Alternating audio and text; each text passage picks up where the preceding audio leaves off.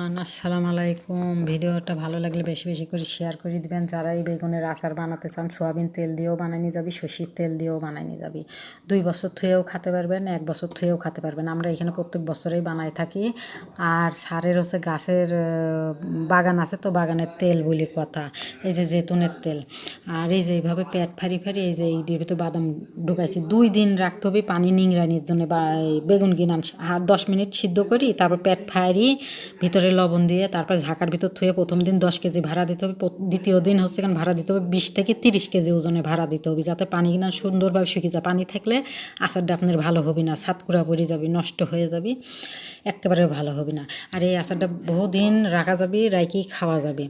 আর এই আচার বানাতে বানাতে আমি হচ্ছে মাঝকে বুড়া হয়ে গেছি, 80-90 বছরকার বুড়া হয়ে গেছি। হ্যাঁ, এরকম একটা অবস্থা। আর এই আচারটা খেতে খুবই স্বাদ লাগে। আমি আগে খাইতাম না, এখন খাই, যাও বা একটু খাওয়াই, এখন মুখে ভালোই স্বাদ লাগে। একটা জিনিস কি যে দীর্ঘদিন থাকতে থাকতে মুখে সব কিছুই স্বাদ লাগে। সিদ্ধটাও স্বাদ লাগে, অসিদ্ধটাও স্বাদ লাগে। আর আমি সব কিছুই খেতে পারি, আমার দেশেরটাও খেতে পারি, বিদেশেরটাও খেতে পারি, আমার কোনো সমস্যা হয় না। মেলা দিন থাকি তো, এর জন্যই।